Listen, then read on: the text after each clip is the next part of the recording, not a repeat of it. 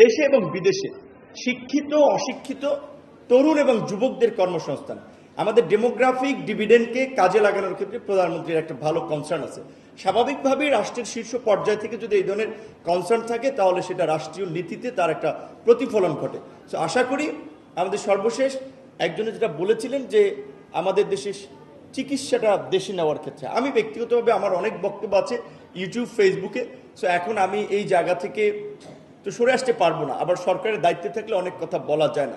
আমি মনে করি অবশ্যই প্রধানমন্ত্রী জ্বালানি নিয়ে যেমন মন্ত্রিসভার সদস্যদের একটা মিটিং 1/3 খরচ কম নিতে বলেছেন, বিভিন্ন অফিস আদালতের খরচ কমিয়েছেন, গাড়ি ক্রয় কমিয়েছেন, প্রজেক্টের ব্যয় কমিয়েছেন, ভূমি অধিগ্রহণ আপনার অর্থ সাশ্রয়ের ক্ষেত্রে বিভিন্ন নির্দেশনা বা অনুশাসন দিয়েছেন।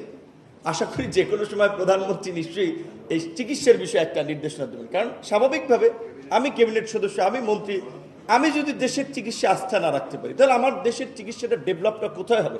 আর যখন আমি ঢাকা মেডিকেলের চিকিৎসা নেব, আমি বরিশাল শেরেবাংলা মেডিকেল কলেজের চিকিৎসা নেব, 2 দিন ভর্তি থাকবো, আমার কারণে হলে ওখানকার চিকিৎসা ব্যবস্থা ডাক্তারদের পরিষ্কার হসপিটালের পরিচ্ছন্নতা থেকে ম্যানেজমেন্টে একটা গতি আসবে, ভালো একটা চিকিৎসা হবে।